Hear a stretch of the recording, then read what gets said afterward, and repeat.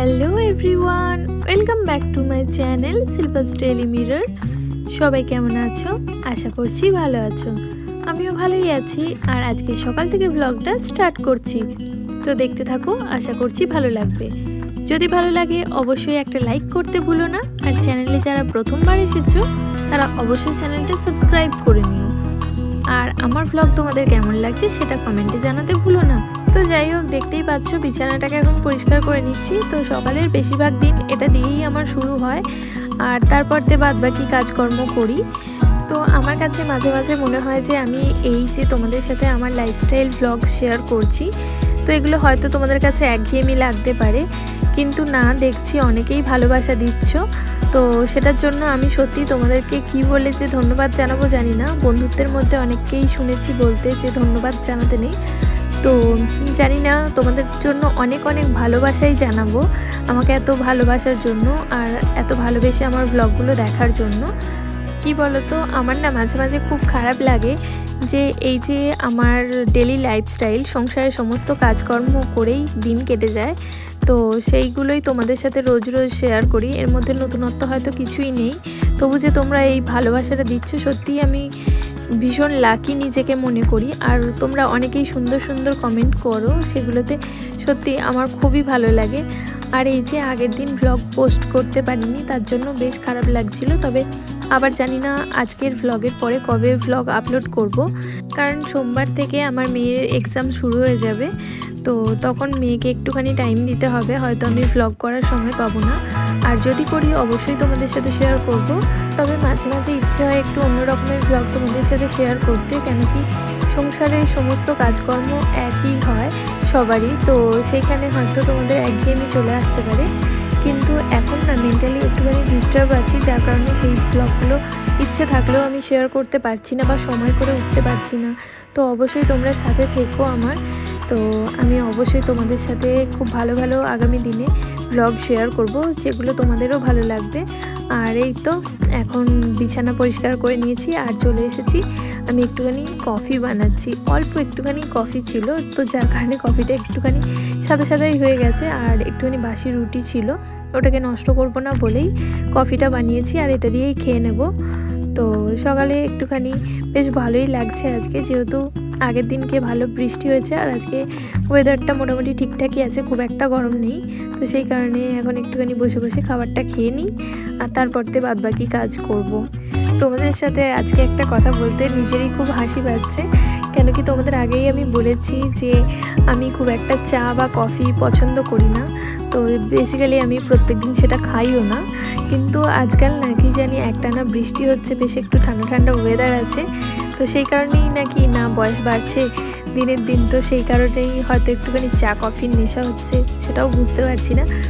খুব ইচ্ছে হচ্ছিল কফিটা খাওয়ার জন্য, তো সেই কারণেই বানিয়ে নিয়েছি বলতে পারো। তবে আমার না সকালবেলা দুধের জিনিস খেলে খুব প্রবলেম হয়, জানি না সারাদিন কি হবে।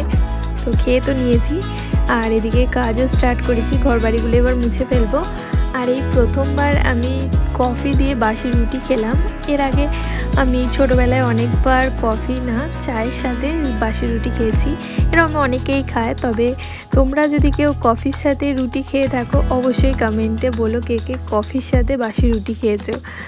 তো যাই হোক, আরও একটা কথা তোমাদের সাথে শেয়ার করি। এই যে মপটা দিয়ে ঘর মুছছি, আজকাল বেশ ভালোই লাগছে জানো তো। প্রথম দিকে খুব অসুবিধা হচ্ছিল, তো তোমাদের বলেছিলাম যে যদি ভালো না লাগে আর কিনবো না।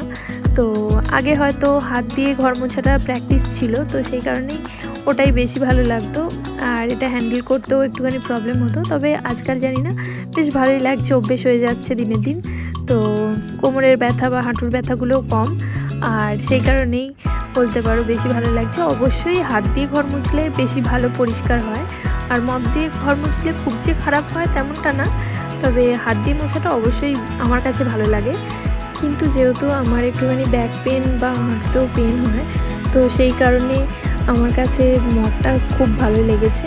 আর নেক্সট টাইম ইচ্ছে আছে মিল্টনের যে বাকেট সমেত মপগুলো হয় ওগুলোই কেনার। তো তোমরা একটুখানি সাজেস্ট করো ওটা কিনলে বেশি ভালো হবে কি না। আর এটার প্রাইস অনেকটাই কম, তবে ওগুলো দেখছিলাম অনেকটা বেশি প্রাইসে, তো ওগুলো কিনবো না, এই যে এই ধরনের সিঙ্গেল মপগুলো এগুলোই কিনবো। তোমরা একটু প্লিজ বলো যারা জানো। আর মপ দিয়ে ঘর মুছলে আরও একটা ভালো সুবিধা পেয়েছি, কি বলো তো, বক্স খাটের নিচেগুলো পরিষ্কার করার জন্য আগে ঝাড়ু বা ঝুল ঝাড়ুর মধ্যে ভেজা কাপড় বেঁধে তারপরতে আমাকে পরিষ্কার করতে হতো, কিন্তু এখন খুব সুবিধা হয়ে গেছে। একসাথে ঘর মোছার সময় খুব ভালো মতো করে খাটের নিচেগুলো বা সোফার নিচে এই সমস্ত জায়গাগুলো ভালো মতো পরিষ্কার হয়ে যায়, তার জন্য আবার আলাদা করে ব্যবস্থা করতে হয় না। তো এটা আমার কাছে বেশ ভালো লেগেছে। আর তাছাড়াও আরও একটা কাজ আমি মপটা দিয়ে করে নিই, সেটা হলো এই যে আমাদের বাড়িতে দেখতেই পাও যে বাড়ির কালারটা খুবই ডার্ক, যে সমস্ত কালারগুলো ইউজ করা হয়েছে, যার উপরে ধুলো পড়লে বেশ বাজে দেখতে লাগে। তো যার জন্য কি করি, এটার ডান্ডাটা অনেকটা লম্বা যেহেতু, সেই কারণে সুবিধা হয় সেই ধুলোগুলো পরিষ্কার করতে।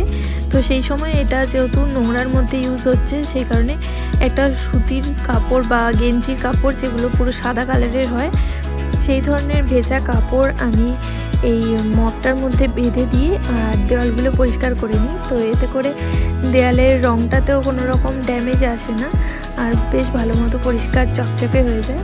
এইভাবে বেশ দেওয়ালগুলো পরিষ্কার থাকে, আমার বেশ ভালো লাগে। তোমরাও চাইলে এরকম করে ট্রাই করতে পারো।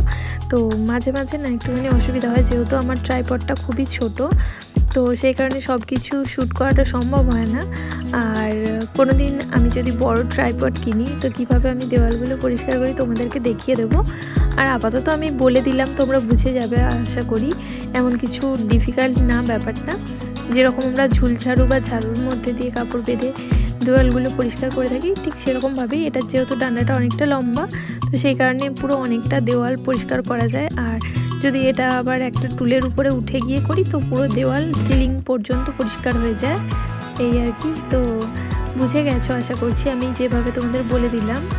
আজকে সকালবেলা ঘুম থেকে উঠেই আমার হাজব্যান্ড বলেছে ও তাড়াতাড়ি বেরোবে, তো সেই কারণে আমি যখন চা খেতে গিয়েছিলাম, অ্যাকচুয়ালি চা তো না, কফি খেয়েছি, তো যাই হোক, তো তখনই আমি ভাতটাও বসিয়ে এসেছি। তো এদিকে তাড়াহুড়োও হচ্ছে ঘর মুছতে মুছতে যে ওদিকে ভাতটা হয়ে গেল কি না, কারণ আজকে একটুখানি বাসমতি চালেরই ভাত বসিয়েছি যাতে তাড়াতাড়ি হয়ে যায়। তো এই যে মোটামুটি এদিকে আমার ভাত হয়েই গেছে দেখতে পাচ্ছ, আর এখন ফ্যানটা ঝরিয়ে নেওয়ার পালা। এরপর তো ঝটপট করে রান্নাটাকেও কমপ্লিট করে নেব। আর ভাতের মধ্যেই আজকে ডিমটাকেও সেদ্ধ করে নিয়েছি। জেনারেলি আমি এরকমভাবে ডিম সেদ্ধ করি না, আলাদা করেই করি, কিন্তু আজকে একেবারেই উপায় ছিল না, কিছু করার নেই। তবে এখন তোমাদের সাথে একটা ট্রিক শেয়ার করছি, জানি না অনেকে জানতেও পারো ব্যাপারটা, তো আমার কাছে এরকম সুবিধা হয়। এই যে ডিমের খোসাটা ছাড়াচ্ছি যখন হাত দিয়ে, বেশ অনেকটা সময় লেগে যায় বা ছালগুলো উঠে যায়, তো সেই ক্ষেত্রে এই যে আমরা একটা চামচ নিয়ে যদি তার উল্টো করে ধরে এরকম হালকা করে পুশ করে ঘোরাতে ঘোরাতে থাকি, তো অটোমেটিক্যালি ডিমটা খুলে বেরিয়ে আসবে। তো এটাতে না খুব তাড়াতাড়ি হয়ে যায় ডিম ছাড়ানো, আর এতে করে ডিমটা ভেঙে নষ্টও হয়ে যায় না। তো আমার কাছে এই ব্যাপারটা খুব ইজি লাগে, তো তোমরাও এরকম ট্রাই করতে পারো। তো দেখতেই পেলে কত সহজে কত তাড়াতাড়ি বেরিয়ে গেল ডিমটা খোসার থেকে। তো এরকম করে বাকিগুলোকেও ছাড়িয়ে নেব।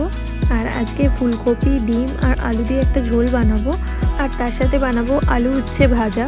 তো আমাদের বাড়িতে জানোই তো খুব একটা বেশি তরকারি কেউই খাই না, তো এক তরকারি ভাত সেটাই যেন আমরা তৃপ্তি করে খাই, সেই কারণেই খুব বেশি কিছু রান্না একসাথে করি না।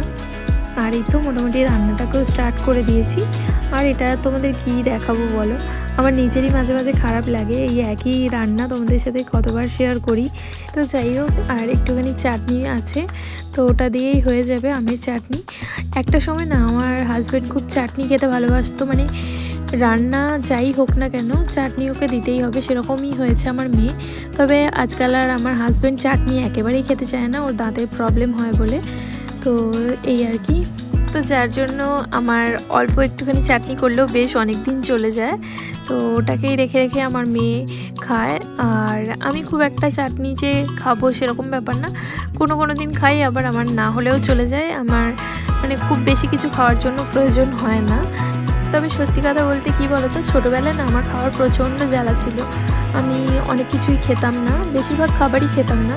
হয়তো কিছু ভাজাভুজি হলো বা একটুখানি ডিম ভাজা বা ডিম সেদ্ধ কি একটুখানি আলু সেদ্ধ, দুধ, এই সমস্ত খাবার খেতেই বেশি পছন্দ করতাম। আর মেনলি ঘি খেতে আমি প্রচণ্ড ভালোবাসতাম। আজকাল না সেই সমস্ত খাবারগুলো শরীরের জন্য খেতে পারি না, আর অনেক কিছু রোগ আছে এখন যেগুলো খাওয়া বারণ হয়ে গেছে। আর রান্না এখন নিজেকে করতে হয়, তো যার কারণে মনে হয় যেটাই রান্না করব সেটা দিয়েই খেয়ে নেবো, যতই কষ্ট হোক না কেন। কিন্তু যখন মা করে দিত তখন কত বায়নাই করেছি। আজকে এখন নিজে মা হয়েছি, নিজে বুঝছি। তো মেয়ের জন্য আমিও করি, কিন্তু নিজের জন্য আর আলাদা করে কিছুই করা হয় না। তো সবাই যেটা খায় সেটা দিয়ে আমারও চলে যায়।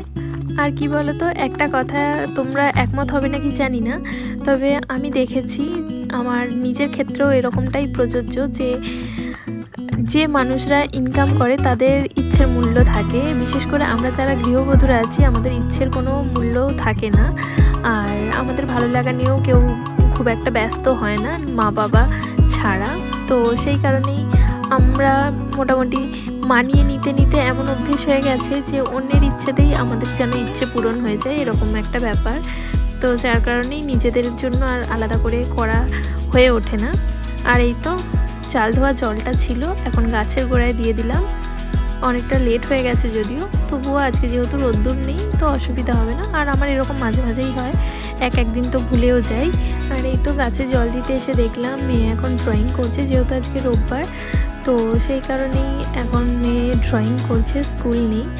আর আগের দিন আঁকার স্কুল ছিল, তো ওখান থেকেই আজকে এটা হোমওয়ার্ক পেয়েছিল, তো সেটাকেই কমপ্লিট করছে।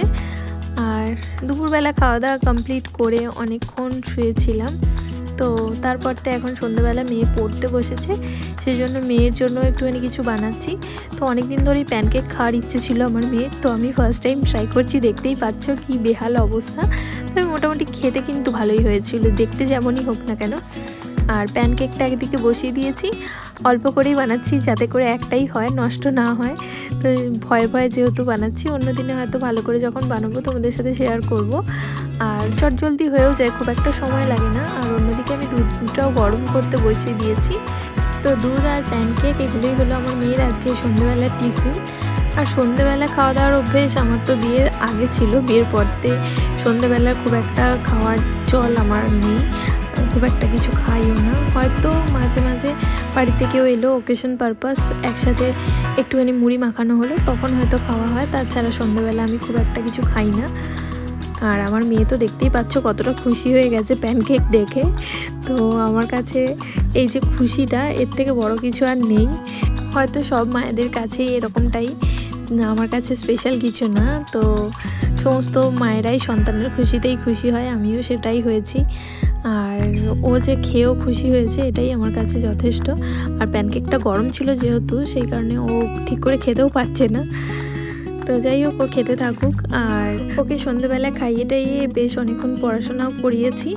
আর তারপর রাত্রির বেলার খাবারটা আজকে সকাল করেই খাইয়ে দিয়েছিলাম, যেহেতু দিনের বেলাতে একটুখানি মাটন বানিয়েছিলাম। আর রুটিটাও ঝটপট করে বানিয়ে নিয়ে, যেহেতু হাজব্যান্ড কল করেছিল, ওর কাছে একটুখানি গিয়েছিলাম ডানকুনিতে। তো একসাথে তারপর রাত্রিরে লাস্ট ট্রেনে বাড়ি ফিরছি।